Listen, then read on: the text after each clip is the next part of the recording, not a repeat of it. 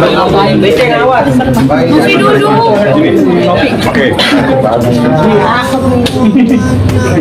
Halo ya Allah. Boleh bentar ya.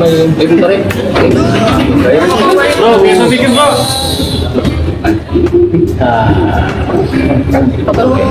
Foto dulu nasi lain.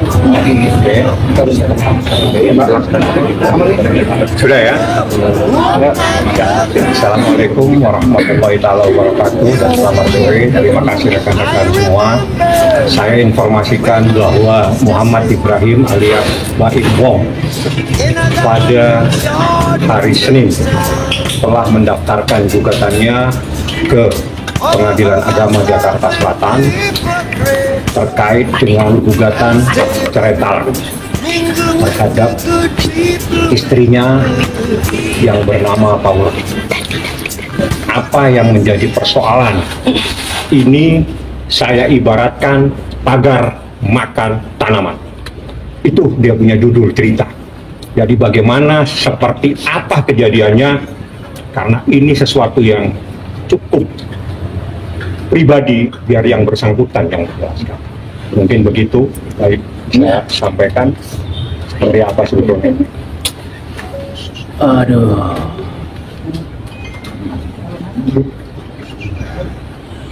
Saya sebenarnya nggak nyangka ya, maksudnya ada di momen ini. Saya itu sebenarnya menghindari. Maaf sih buat wartawan semuanya, saya kan nggak pernah menjawab.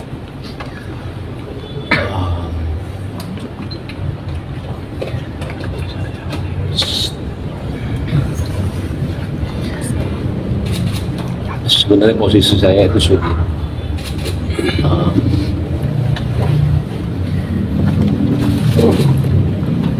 Saya memang bisa dibilang dikhianati sama dua orang terdekat saya,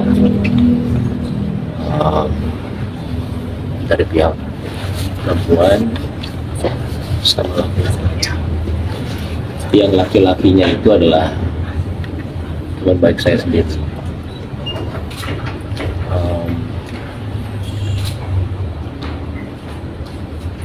Sebenarnya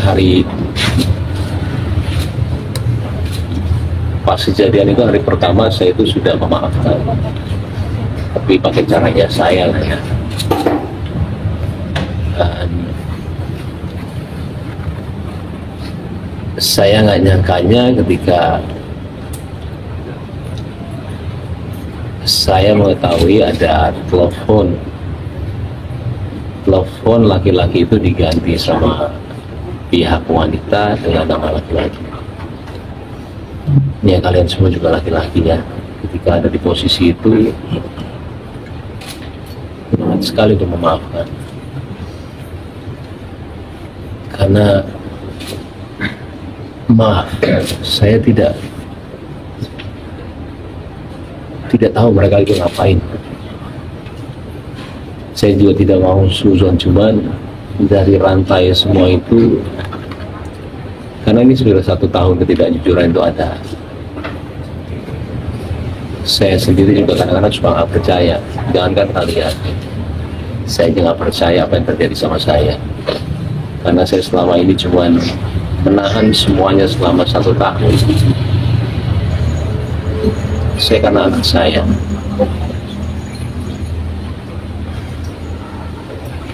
saya kalau udah bicara anak terserah lah, apapun yang kalian mau bicara mengenai saya nggak ada masalah sama sekali. Saya tahan semuanya selama berita itu ada ya. Mau saya dibilang pelit, mau saya dibilang beda-beda dia sama orang lain, mau apapun itu saya nggak apa-apa. Saya cuma mikirin anak saya doang. Saya nggak mau mereka itu tahu masalah ini. Cuma sama kesini itu semua ketidakjujuran itu ada terus dan tambah. Saya yang nggak ini sendiri ya, maksudnya nggak percaya. Saya itu mau menyelesaikan secara baik-baik, cuma nggak bisa. Kalaupun saya maaf ya, kalaupun saya bicara yang mau cari panggung, itu adalah momen saya ketika kejadian itu ada. Saya kasih tahu aja sama kalian semua. Saya mungkin dipuja-puja sama semua orang ya. Apalagi kalian ada yang bilang juga kalau saya tidak setuju kalau dia itu pakai hijab. Malah saya mau dia pakai hijab. Pakainya hijabnya itu berbarengan bulannya dengan permasalahan ini. Saya itu juga cuma berdoa mudah-mudahan dapat hidayah, mudah-mudahan kasih jalan yang benar, itu aja. Saya nggak mau ada dendam sama dia sebenarnya.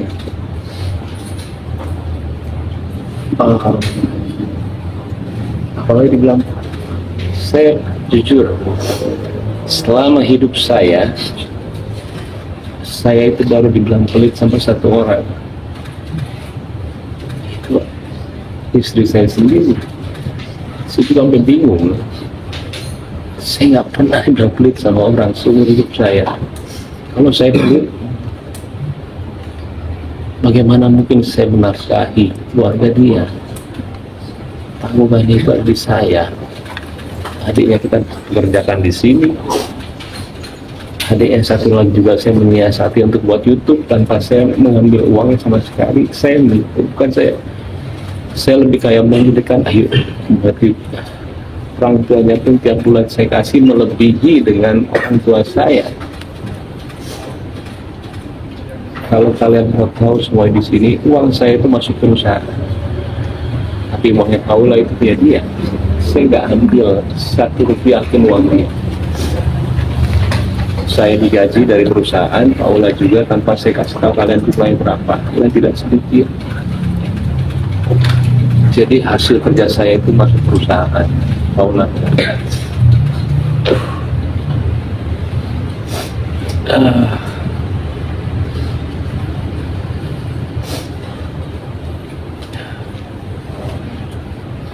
Dan sebenarnya saya juga bingung ketika pembicaraan, maaf banget, harta gono gini itu ada sebelum kita perceraian.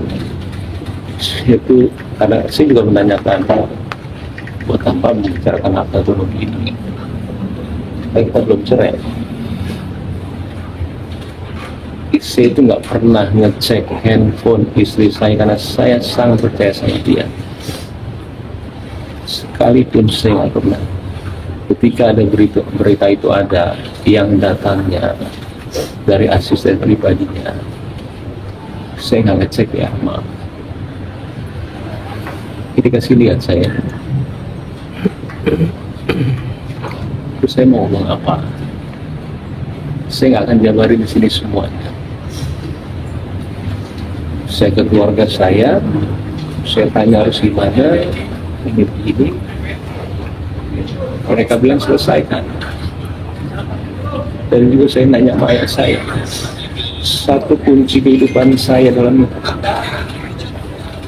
kehidupan, saya selalu menanyakan orang tua saya. Keputusan dia dalam keputusan saya, bahwa saya udah gak ada. Ya saya bilang selesaikan. Mau bukti apa lagi Pak Ibu? Akhirnya saya kata ke dia, jadi kalau bilang ini semuanya tiba-tiba, enggak. Saya waktu itu udah gak kuat juga, tapi bukan masalah ini ya, lebih masalah sifat. Saya datang ke orang tua dia, dan saya udah bilang kalau saya itu sudah tidak bisa. Tapi akhirnya saya coba lagi. Saya bilang sama dia, terakhir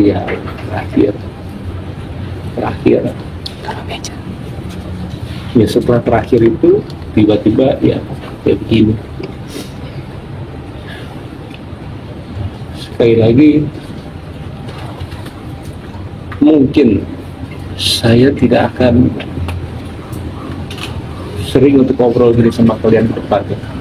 Maaf, saya sengaja sekarang begini supaya clear aja. Saya juga saatnya kali ya bukan membersihkan nama saya. Kayak besarnya saya nggak tahu ini keputusan yang benar atau enggak, karena kan saya harus bilang kalau memang ada ketidakjujuran itu. Cuman saya minta maaf sama wartawan, saya juga tahu pekerjaan kalian. Kode saya nggak mau dibaca, saya kasihan sama anak saya.